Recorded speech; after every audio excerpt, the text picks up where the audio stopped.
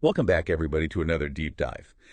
Today, we're going to be looking at something pretty cool from attorney Mitch Jackson. Yeah, Mitch Jackson. Mitch, Yeah, over 30 years of legal expertise, that's right. always sharing his thoughts on AI, Web3, And everything in between. all things business and law. Yeah. Right? Yep. And this time, he's tackling a topic in his recent LinkedIn newsletter Oh, very cool. that's been generating a lot of buzz. Good. Always, right? Always, always. It's crypto versus traditional finance. Yeah, and so this is interesting because, while everyone's talking about the potential of crypto, Yeah. Mitch is kind of like flipping the script and he's asking, what does traditional finance That's a good question. get right, HT, that crypto often misses? I like that. Yeah. It's a really good question because it's easy to get caught up, Yeah. in the excitement of new technology and forget Yeah. about the systems we've been relying on for years. It's true. And Mitch, with his legal background, he really dives deep into the safeguards and protections Okay. that we often take for granted in traditional finance. Mhm. And, these things might not be as flashy as decentralized ledgers. Right. But they're absolutely essential. They are. Yeah, like Right. FDIC insurance. Mm-hmm. He brings it up as a prime example Yeah. of a safety net we often overlook. Most of us just assume Yeah, that our money is safe in the bank. right. But that's because of systems like the FDIC stepping in if a bank fails. Oh, and did you know, I did not know this. in cases exceeding that $250,000 limit, Okay. that the FDIC actually has the power to sell off assets or even create a new bridge bank Really? to protect depositors. That's amazing. They've done it before Yeah. during major financial crises. Huh. I didn't realize they had that much authority. So in a way, Yeah. it's not just about that $250,000 limit. Okay. It's about the overall commitment to protecting depositors. Right. It's a level of security. Yeah. That just doesn't exist in the crypto world. Right. If an exchange collapses, Yeah. your crypto savings could just vanish. And there's no central authority And there's no central authority to step in to make you whole. to make you whole, right? And it really makes you think twice It does. about those, not your keys, not your coins, warnings. Absolutely. Right. And this brings up another point that Mitch makes Oh, yeah. about the stability of fiat currency. Yeah. It might not be as exciting as a skyrocketing Bitcoin, Right. but that stability is Yeah. what allows for predictable financial planning. It's funny because you always hear about crypto being the future of money. Yeah.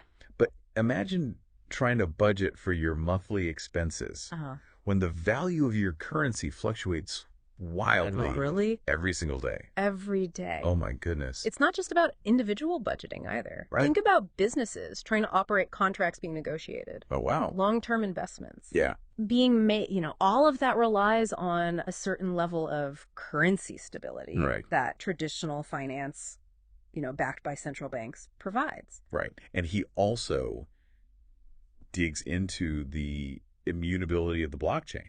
Interesting. On the one hand, it's this amazing innovation, right? It's Yeah. a permanent, transparent record Uh-huh. of transactions. Of transactions, but What happens when there's a mistake?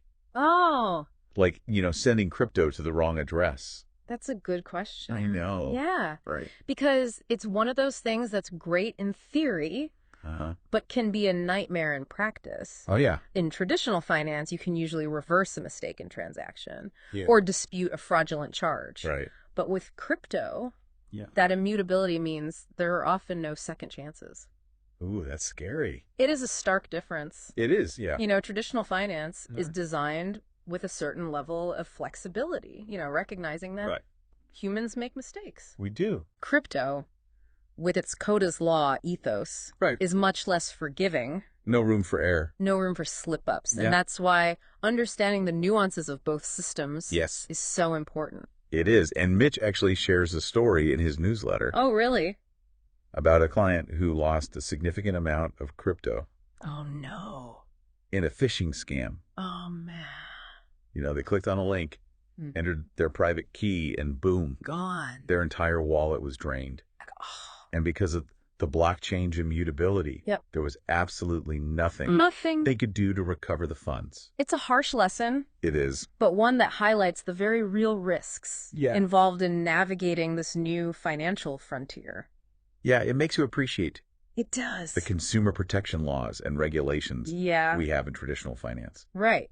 They might seem like red tape sometimes, but Right. they're there for a reason. Right. To protect people Yes. from scams and fraud and predatory practices. It's about striking a balance, isn't it? It is. Yes. Crypto offers innovation and potential, Uh-huh. but it also comes with risks Yeah, that traditional finance has spent decades mitigating. that's right. And this is where Mitch's legal expertise really shines through. It does. He understands the intricacies of both systems Yeah. and helps readers understand, Right. what questions to ask, what risks to consider, and ultimately how to make informed decisions Right. about where they put their money and trust. This is a great point because, so before we move on to the next part of our deep dive, Okay. I want to pause and ask you, Yeah. what's resonating with you so far? Okay. What stands out Hmm.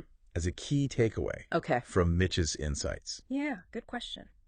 It's really fascinating to see Yeah. how these seemingly abstract concepts play out Yeah. in everyday situations. Yeah, like how? Like, Mitch actually brings up a really relatable example. Yeah, overdraft protection. Overdraft protection. We've all been there. Oh, yeah. Accidentally overspending a bit and being thankful for that buffer. Yeah, we've all been there for sure. Right. It's become such a common feature of traditional banking Yeah. that we barely even think about it. We don't. But it illustrates a key difference Okay. in how the two systems handle financial hiccups. It's like traditional finance acknowledges Right. that people aren't perfect. Yeah. You might miscalculate your balance. Yeah. Or an unexpected expense pops up. Exactly. Right. There's a built-in level of flexibility Wow. to accommodate those real-life situations. Right. You might get hit with a fee, Right. but you're not left stranded. You're not completely screwed. Right. Right. Whereas with crypto, Yeah. it's a different story. Totally. If you try to send more crypto than you have, Uh-huh.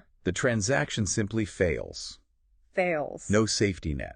Wow. No overdraft protection. It highlights that code-driven, Right. absolute precision Right. that governs crypto transactions, Mhm. which, again, has its advantages in terms of security and transparency, Yeah. but it also demands a higher level of personal responsibility. No room for slip-ups. Precisely. And this leads to another point Sure. Mitch makes. Yeah. The role of central banks in providing stability. Okay. He draws a parallel to historical instances of wild fluctuations in fiat currencies, Okay. like the hyperinflation Oh, yeah. experienced by Weimar Germany in the 1920s. Weimar Germany. Yeah. That's a pretty extreme example. It is. Yeah. But it underscores how crucial central banks are Uh-huh. in maintaining economic stability. Oh, yeah. They have tools to intervene Right. and adjust monetary policy. Right. Things like interest rates Okay. and reserve requirements Yeah. to control inflation Okay. and prevent those catastrophic swings. So it's not just that fiat currencies are inherently stable. Right. It's that there are active mechanisms in place to Exactly. keep them that way. It's a managed stability. Right. And it allows for predictable long-term economic planning. Okay. Something crypto, with its decentralized and often volatile nature, Yeah. struggles to offer. Yeah, it's interesting because one of the promises of crypto is this idea of Yeah. being free from government control, Uh-huh. from the whims of central banks. Right. Right. But Mitch argues that this freedom comes at a cost, a loss of stability Okay. and protection. He makes a really thought-provoking point Okay. that while decentralization has its appeal, Yeah. we need to carefully weigh the trade-offs. That trade-offs. Eh? Do we want a financial system that prioritizes absolute freedom, Okay. even if it means sacrificing some level of security and predictability? That's a great question. It's a complex question. It is. For sure, and there's no easy answer. But Mitch provides a framework for thinking about these issues. Right. He wants readers to understand the nuances, the pros and cons, Yeah. before making any decisions Yeah. about where they place their money and trust. And he also encourages readers to consider the historical context. Yes. Traditional finance, for all its flaws, has evolved over centuries, often in response to crises and failures. That's right. Those regulations and safeguards Yeah. are a direct result of lessons learned, It's true. a response to the need for greater consumer protection. It's like saying, don't throw the baby out with the bathwater. Right. Just because there are problems with the current system doesn't mean we should abandon everything and jump headfirst into something completely unproven. Untested, and unproven. Exactly. Right. It's about acknowledging that there are valuable lessons to be learned from both the successes and the failures of traditional finance. Yeah. And that those lessons can inform how we approach the innovations of crypto. It's about finding the right balance. It is. Embracing the potential of new technology. Yes. While also recognizing the importance of the safeguards that have been hard won over time. That's a great way to put it. Right. So as we move into the final part of our deep dive, Okay. I'd love to hear your thoughts. Yeah. What aspects of this conversation have resonated most with you? Okay. What questions are you still grappling with? It's been really fascinating so far. Yeah, I think Mitch's approach is so refreshing. Yeah. You know, instead of getting swept up in the hype, he's encouraging a more, critical and nuanced look at both crypto and the systems we often take for granted. Right. And he poses a question at the end of his newsletter that I think perfectly encapsulates the challenge ahead. Knowing what we now know, how do we navigate this evolving financial landscape? Where do we put our money and where do we put our trust? It's a question that gets to the heart of it all. It does. Doesn't it? Yeah. It's not about declaring one system the winner and the other the loser. Right. It's about understanding the strengths and weaknesses of each. Right. And making informed decisions based on individual needs and goals. And for me, that's the biggest takeaway from this whole deep dive. Yeah. It's not about being pro-crypto or anti-crypto. Pro-traditional finance or against it. Yeah. It's about being pro-knowledge, pro-understanding. Absolutely. Right. And it's about recognizing that this is an ongoing evolution. Right. The financial landscape is constantly shifting. Always. Yeah. New innovations are emerging all the time. That's true. What's important is to stay curious, to keep learning, and to adapt as needed. Mitch reminds us that we're all participants in this grand experiment. We are. Whether we realize it or not. That's right. The decisions we make about where we put our money, how we invest, how we transact, they all contribute to shaping the future of finance. And that's why conversations like this are so crucial. They are, yeah. It's about empowering individuals to make those decisions with a clearer understanding of the forces at play, the potential risks and rewards, and the long-term implications. It's about moving beyond the hype and the headlines. Yes. And really digging into this substance. The substance. Right, and recognizing that there's no one-size-fits-all answer. Right. No magic formula for navigating this complex world. The best approach is one that's informed, thoughtful, and constantly evolving as the landscape itself evolves. So as we wrap up this deep dive, I want to leave you with a final thought. Okay. Don't be afraid to challenge assumptions, to ask tough questions, and to seek out diverse perspectives. Okay. The more informed you are, the better equipped you'll be. To make decisions that align with your values and your financial goals. That's great advice. And remember, you're not alone on this journey. You're not. We'll keep exploring these topics, diving deep into the trends and ideas that are shaping the future. Absolutely. In the meantime, check out Mitch Jackson's full newsletter. Yes. It's a treasure trove of insights, and we'll be sure to link to it in the show notes. Thanks for joining us on this deep dive into the world of crypto and traditional finance. Absolutely. Until next time, keep exploring, keep learning. Yes. And keep those questions coming.